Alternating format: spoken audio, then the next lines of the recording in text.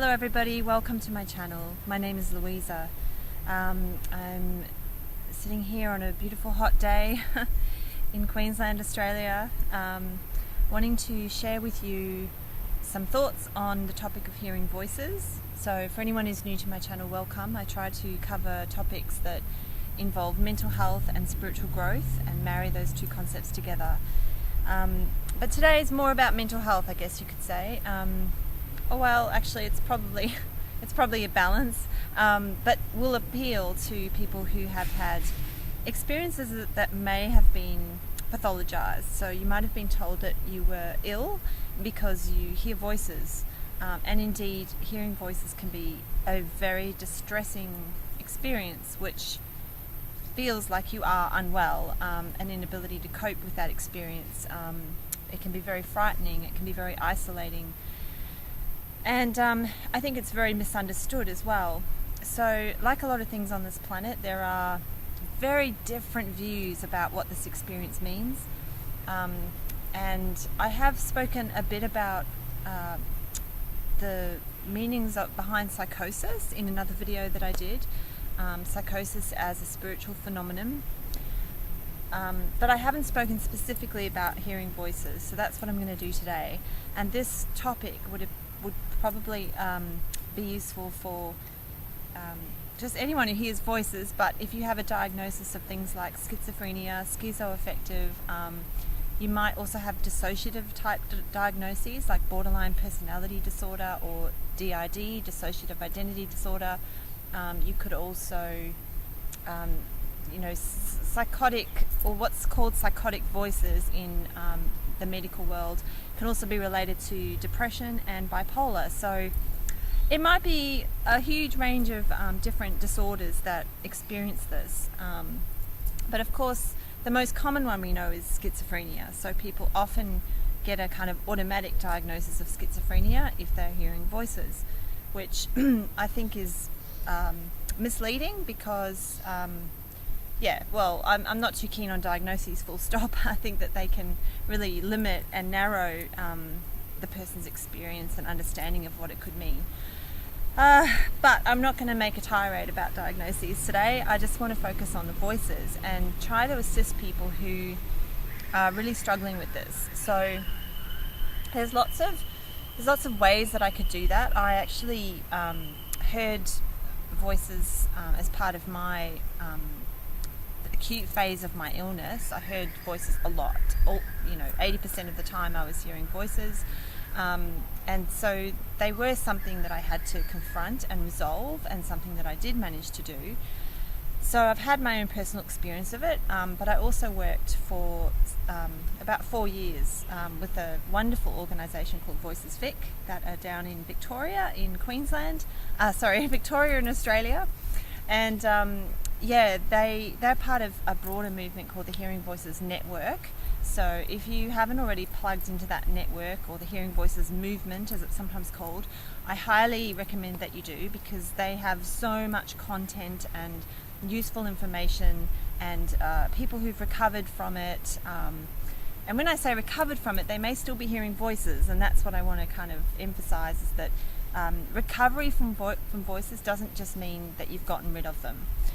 Recovery, it can mean many things to many different people, but in the context of voices, I think it's more about finding an explanation for them that works for you, and then working with those voices. Now that may mean that they disappear, or certainly the negative ones anyway. So that's been my experience, that as I've worked with my voices, the negative ones have disappeared. They do occasionally come back, so I don't believe in saying never ever, that's it, done and dusted. But I understand now why they would come back and what to do about it. So we're not trying to get rid of them as such. That might be bad news to some of you, because I know that the negative ones are pretty horrible to live with, and pretty disturbing and distressing for people around you as well. That said, I question whether the labels from the medical model are really helping people, because often the attitude to the voices is just to simply get rid of them literally with medications, which are major tranquilizers, the antipsychotic medications as they're known. They inhibit the nervous system, they shut down our energy portals, our chakras, and that's why they can be helpful as well, because that kind of dampens everything. It's kind of like wrapping yourself in cotton wool. They can make you feel a lot calmer, and I think there is a place for them, a limited place for them in acute distress. That said, I don't really know of any. Maybe I've met one or two along the way that have felt that the medication really helped the voices. Most people report that it dampens the voices, yes, but the voices are still there. And these medications are not a magic pill. They can help with some of the symptoms, some of the distress, but they're not going to get rid of voices usually. The voices are much more complex than that. I think we need to respect and honour what they actually are. And I guess I would say to that what are they? It's a great question. What are voices? This is a big debatable topic amongst the medical world, as well as people who experience voices. Even in the Hearing Voices Network, you're going to get a very wide range of answers. So I'll share my conclusion, what I think voices are, based on working, as I said, with a lot of different people who hear voices, and quite intensively as well, and training people who hear voices. So I've got a good snapshot of opinion from people out there through my practice as a peer worker. But I've also, as I said, I've had my own experience working with them and recovering from them and pulling them apart, really trying to understand what exactly are they for me. So my conclusion to those experiences and that practice that I had was that in my mind I differentiate two types of voices. So there are voices which people claim are coming from external sources. So most voice hearers, when I work with them, one of the first things I want to know is, where do you think the voices are coming from? Are they coming from an internal source? Are they part of your mind, only they feel and sound like a voice? Or are they coming from an external source in your belief system? So you might feel very strongly that these energies are not yours, that they belong to another, like an extraterrestrial race, or entities from another dimension, or maybe voices that are being broadcast into your mind from someone else, from some other. So the other option is that the person, as I said, believes that they're coming from within, that they're being generated from their own mind. So those are two really distinct and different ways of understanding voices. Interestingly enough, I think as you explore this from the big picture, like meta level, looking at all of it, and sort of incorporating spiritual understanding into it, it could be said that all is you at all times. So we are, tiny little microcosms of the macrocosm of the universe, and so within, so without. So on one level, on a really high level, all voices are yours. But as an individuated being in human form, you do have the right to your own energetic boundaries, and the need to separate, to feel yourself as separate from the whole. So this is me and that's you, or this is my mind and those voices do not belong to my mind. So we need to separate in order to function in these lower densities, these denser dimensions that we exist in. The physical dimension is a very dense dimension and entails separation as part of the teaching, as part of the matrix that's been set up to teach us, that we've set up for ourselves. So, without going into those gnarly spiritual concepts too much, I guess what I would say is that the other distinct difference, that the thing that I want to know when I'm working with someone who hears voices is, are the voices, do you feel that they're positive or do you feel that they're negative? or perhaps they're kind of neutral. But this is important as well, because it is wholly possible to hear voices that are not problematic at all. And there's a lot of research that shows that now. But even if you just kind of talk to various people who hear voices, you'll discover that some of them are very comfortable with their voices.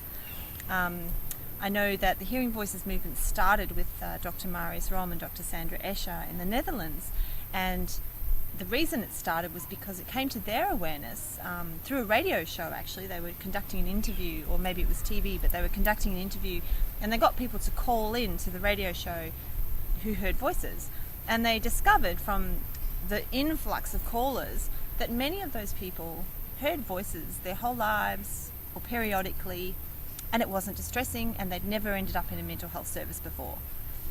So they thought, well, that's interesting, isn't it? Because we think of voices as a pathological symptom of illness, and yet here are people that are living with them. So, as well, to support this idea that voices can be positive and not a problem, is the shamanic cultures, the indigenous cultures of the world, also some religious cultures, believing that voices are a natural part of a person's connection to the universe, to ancestors, to the higher guides, to those who have passed over, so the deceased. There's a bit of a joke in the Hearing Voices Network that the people who do channeling and tarot readings and those kinds of things, they're hearing voices. The only difference is they're getting paid for it. So in that world, in that context, it's very normal. So I don't think we should throw the baby out with the bathwater when it comes to voices. Voices are not necessarily a bad thing, and I have learned that through my own experience, that there are negative ones and then there are positive ones. And one of the major teachings that I want to give today is, how do you distinguish whether these voices are worth listening to or not? So it might be said that a person who is accessing voices, whether positive or negative, is going to probably want to do quite a bit of investigation as to what they believe the voices are, and whether or not, and this is the critical question, and I guess the take-home message of this short video is, are these voices serving me? Are they helping me, regardless of where they're coming from? Because we can get tangled up in explanations for a long time, and I have some written material on this, which I plan to put into a short book soon and perhaps publish. So I'll keep you guys posted on that one. But suffice to say, the reason it's going in a book is because it's complicated, and I really want to spend time, going through each type of voice and helping people just, create their explanatory framework from a menu, if you like, of, okay, this is my type of voice, what could this mean? And how can I best make use of it? But the first question to ask yourself, if right now you're watching this video and you're sitting with really distressing, disturbing voices, is not to get too tangled into the explanatory framework, but to think, are these voices serving me? And to help me answer this question with you today, I'm going to refer to the most amazing John Watkins, whose book links I'll post below.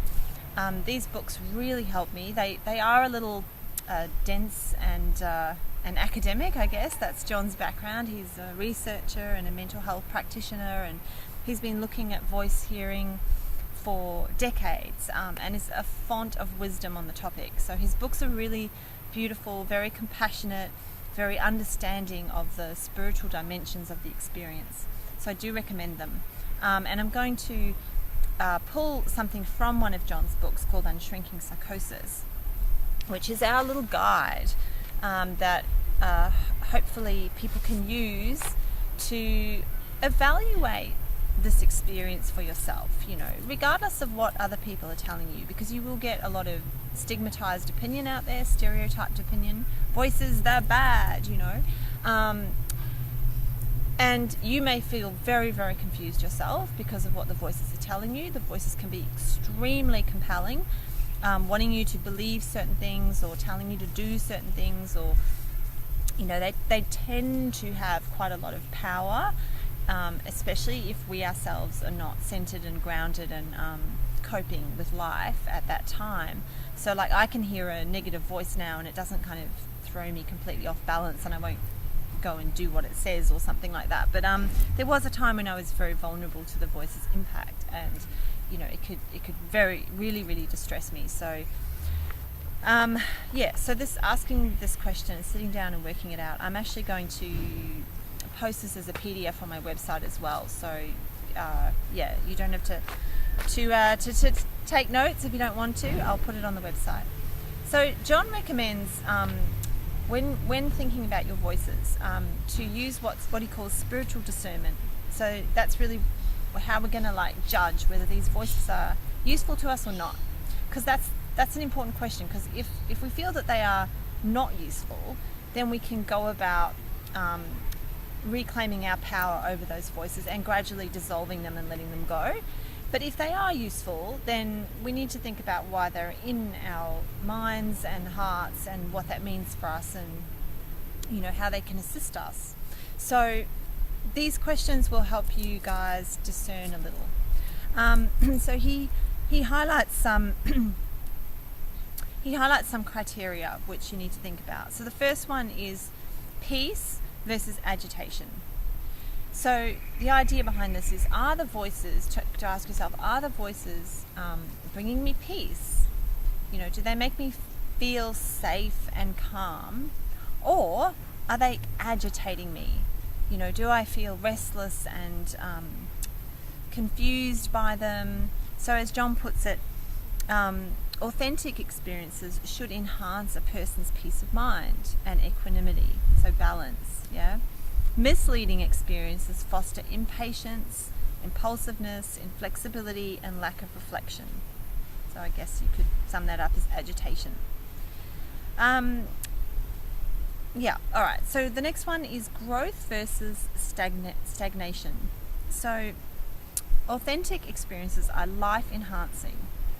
They nourish, inspire, help people love and accept themselves, and foster inner strength, personal responsibility, acceptance of reality, ability to deal with uncertainty, and enjoyment of life.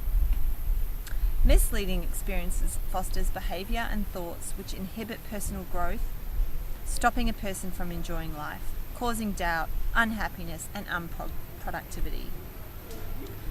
So think about, if you've been living with these voices for a while, think about how have they helped you grow?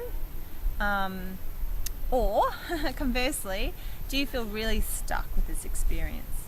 And I know I worked with many voice hearers who would honestly say that they felt stuck, that they were kind of trapped in a never-ending cycle of hearing voices and feeling very unsafe, and gradually their lives were kind of constricting around them, so finding it hard to leave the house, finding it hard to express themselves because the voices are often very critical of how we express ourselves.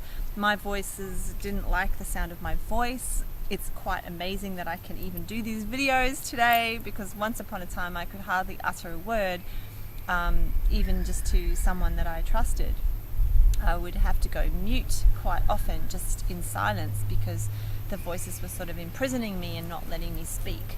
So this is an example of stagnation, really restricted. Do they feel like you're prison wardens? Are they holding you hostage? But conversely, if the voices are beneficial to you, then you'll feel like, all right, it's challenging what they're giving you some new information or new insight or inspiration, maybe telling you, suggesting that you do something, but whatever it is that they're suggesting is leading to a positive growth. So that's for you to judge. Okay, the next one, humility versus inflation. So as John writes, authentic experiences promote an attitude of humility, selflessness, acceptance of limitation and shortcomings, reverence for life, and a sense of humour. Okay.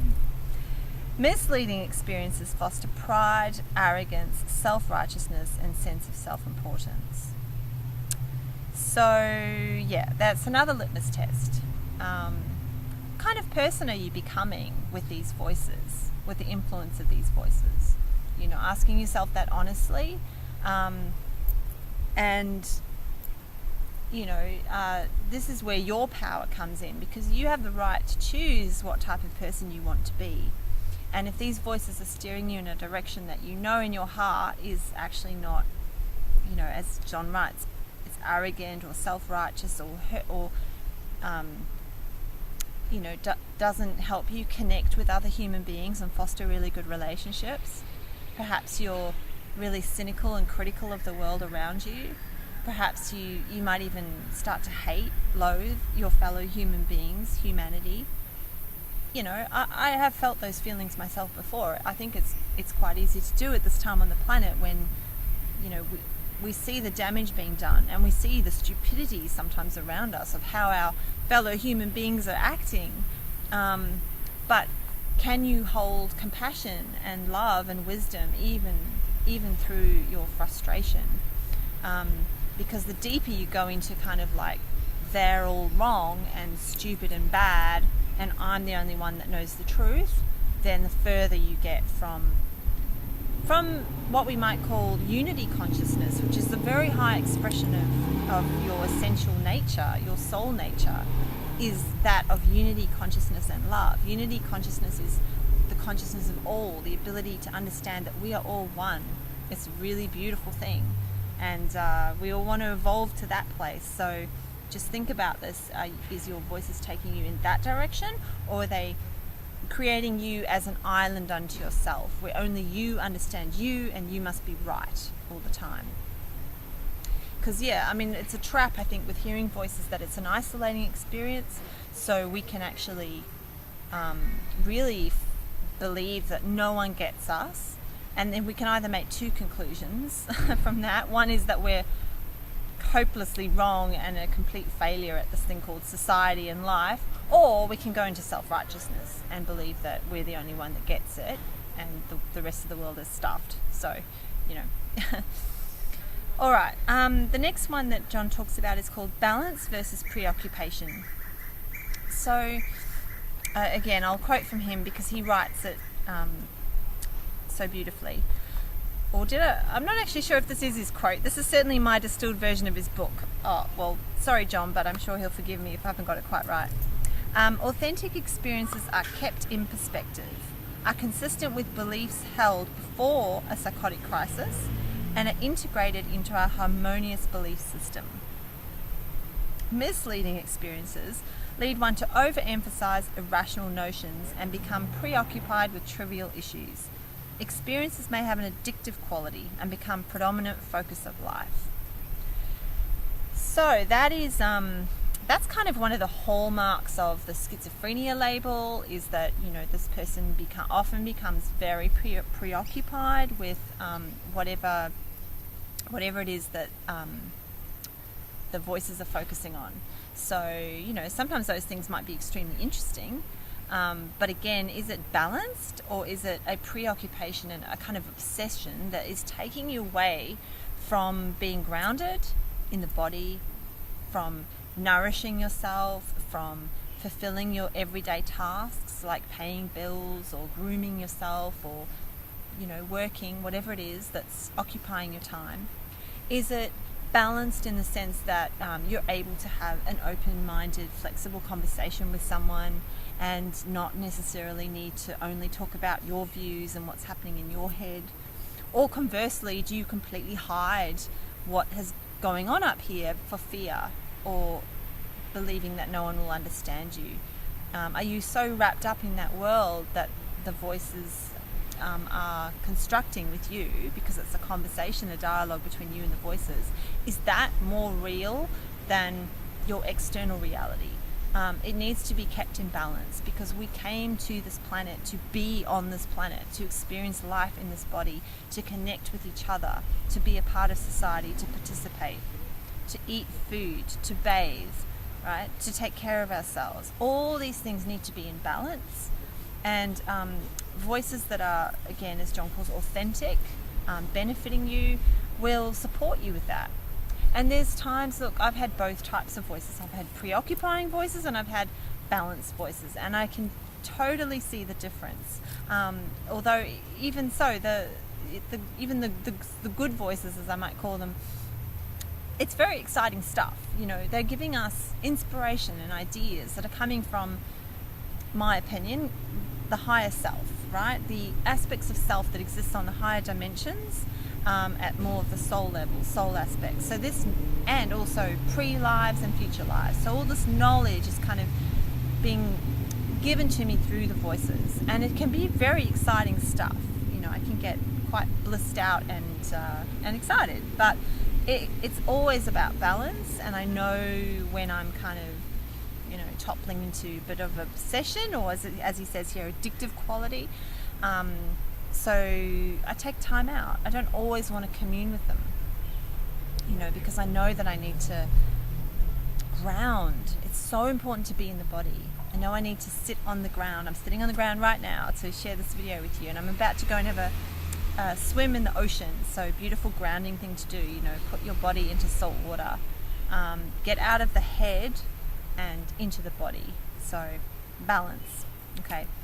The next one is super important. This, oh my gosh, this feels like the most important one to me anyway. Free will versus compulsion. So again, another hallmark of the schizophrenia label, and the thing that kind of scares everybody, right? Family, friends, doctors, nurses, is the command voices, the voices that tell somebody what to do. You know, go and walk in front of that car, or my voices used to tell me not to dress nicely. They would make me wear ugly clothes, things that I didn't feel comfortable in, and then would laugh at me when I wore them. So that was like them controlling me, and it felt compulsive, like I had to follow.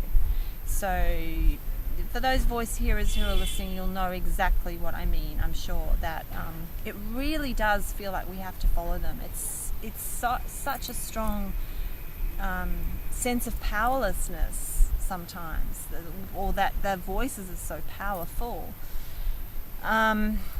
And if that is the case, then we know that we need to do some work with those voices to release ourselves from being hostage to them.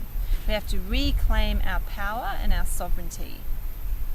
You came here to be a master. You came here to have control of this vehicle, of your spirit, of your journey, not to be bullied by voices telling you what to do and sending you on a path that doesn't make you happy and is something you don't want. Now that's true of voices, and it's true of people. So I often, you know, just think of voices as being like people in your life. Imagine if you were living in a household full of really abusive voices that were not allowing you to wear the clothes you wanted to wear, and then would force you to wear horrible ones, and then would laugh at you as you walk down the street. Would you hang out with those people for very long? Well, we know that abuse goes on in the planet, in human relationships as well, and we know that it becomes codependent, and that victims often feel like they can't free themselves. But you know, that's also an illusion. When you're standing on the outside and you see a person who's in that dilemma, that heartbreaking dilemma, I've got so much sympathy for them. But we know that they can leave. It's just that fear holds them back from taking their power and stepping out. So it's exactly the same power, energetic dynamic that's going on between you and your voices and you and people. It doesn't matter where they're coming from or who they are, you know, whether they're from planet X or higher beings or your own inner aspects. You, and then it gets tricky, because who are you? You are your you are the essential soul that has differentiated from source and come here to experience this. So you, in the highest aspect, is perfect, whole, divine, and has free will. Right? So you've chosen to come down to this experience and have free will, to see what it feels like to experience life. And you know, part of free will is to be a victim. Part of free will is to allow yourself to be bullied, whether by voices or people. I hope that doesn't sound harsh to people who are in that situation, but and I once was myself. So when you're in it, it feels inescapable, but once you're out of it, you see that you have free will. So we'll get back to the point then of the voices. Are they encouraging you to feel like a victim? Are they compelling you to do things? Do you feel like they have total control over your life and your thoughts and your day and your experience, or are they allowing free will? And I have communed in recent years with very high dimensional aspects of myself, and I've had incredible experiences in these realms, which have they're sort of like rites of initiation or rites of passage that require me to make decisions, and at no time have I ever felt like I was being forced to do that, even when I felt scared and pathetic for like saying no. For example, there was one time when I was invited to cross over to kind of die within the body and to pass through the portal. I guess it would be the crown chakra, for my spirit to be released so that I could see what was beyond and meet these beings who were speaking to me. And I knew if I really wanted to, I could do that, but I chose not to. I saw the fear. I have a lot of fear over that experience because of previous past lives, times that I have allowed myself to do that and had a negative experience. So I carry fear, but I didn't feel like there was any problem with that. I had total free will to say yes or no to whether I was able to pass over. So yeah, let that be a very, very good guide. And if you find that your voices are simply giving you advice, ideas, guiding, but that there's no sense that you have to do what they want to do, then those are good voices. Basically, it's a little like people again, right? Those are good people too. All right, we're nearly there. So John talks about legitimacy versus eccentricity. So he says, authentic experiences are congruent with those of recognized authorities, e.g. religious organizations or respected teachers, but misleading experiences are highly idiosyncratic, eccentric or bizarre, and diverge markedly from accepted ideas. Alright, again, that one's going to require a bit of discernment and will be dependent on who's judging who are recognised authorities, okay? So, but I think in the context of our modern times, we are having a mass awakening on our planet. And we have this wonderful thing called the internet, which you're using right now to watch this. So you can verify whatever ideas you have through the internet. So, I have a lot of beliefs that my doctors, for example, if I share it with them, they're kind of like, they think it sounds pretty crazy, and I can kind of see that look on their face, not really believing me and not thinking that they're congruent with recognised authorities. Now, their recognised authorities are different to mine. Theirs are probably the DSM Bible, psychiatry textbooks, the media, I don't know, more very conventional sort of ways of presenting information, the old paradigm discourse that's been on this planet for a very long time. And if people haven't been exposed to the new ideas of the new paradigm and the ascension and the awakening that's happening, yeah, like, I don't blame them for thinking it sounds eccentric. But I can verify the information I get from my voices, my guides. There's also the experiences that I have and the beliefs that I hold. I can verify that against or with the other people on YouTube that are sharing the same information, that are getting the same information from their guides. So yeah, we live we're very fortunate at the moment to live in these times when we have the internet, that we can actually do that. So bear that in mind. Look for people who believe similar things to you and see if because over time I've really bolstered my ideas through this external validation to know that I'm not going crazy, because that's how it can feel sometimes. I definitely can relate to that. Alright, the last one, just to make this video as short as I can, inclusiveness versus isolation. So I did talk a little bit about that before, this idea that the voices can really cocoon us and make us feel like no one gets us. we end up, isolating. So John has to say about this: authentic experiences build bridges between people, promote tolerance and unity, and enhance capacity for intimacy and love. Misleading experiences create barriers that shut others out, that alienate the person due to isolation, secrecy, and self-absorption.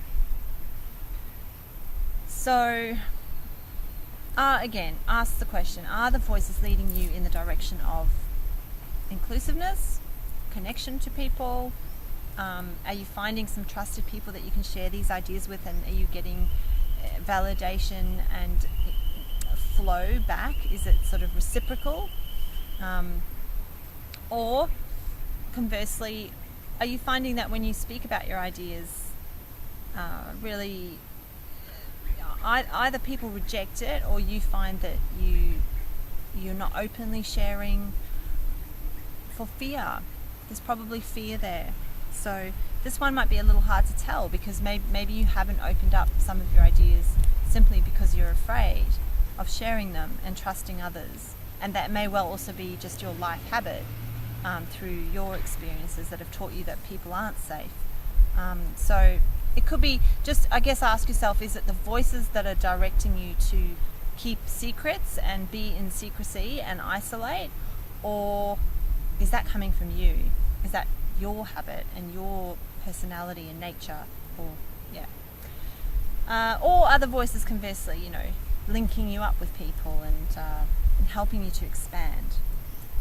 So I would add one to this list, just as a kind of end note: expansion versus constriction.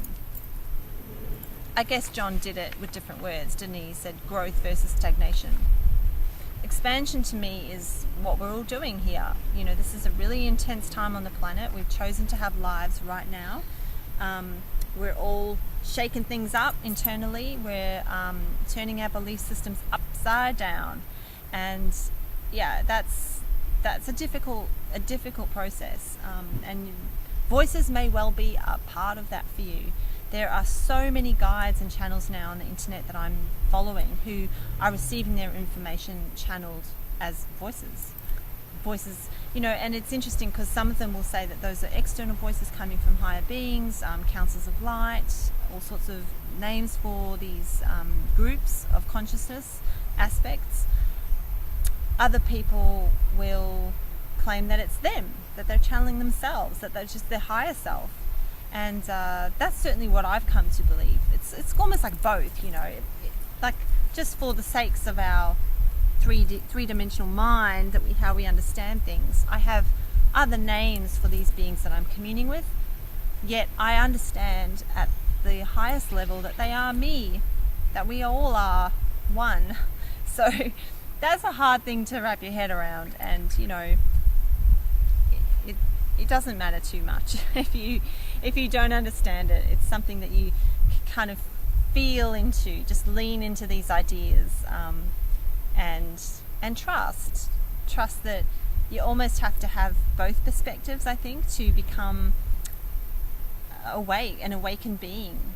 You need to be very much in the human body with the limits of the human mind, what you might call the lower mind for the lower densities, and then you need to be accessing the higher mind. And in that space, there's a lot of assistance coming, which you may well hear as voices. So I really hope that's been useful. I haven't really talked about, entities and attachments and some of the more, I guess, scary things.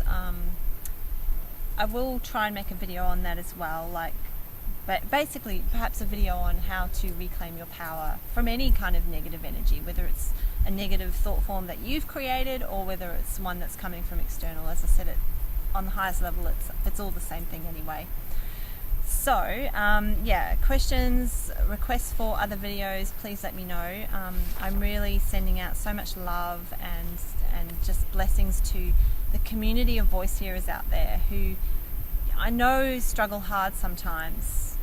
We can be a very vulnerable group. We can have a lot of disadvantage because we've chosen to go through this intense stuff. But please trust it. I am so thankful now for those experiences, even the distressing ones. I've learned a lot, and yeah, I guess that's why I'm here to share with you. So, all right, take care, everybody. Lots of love and namaste.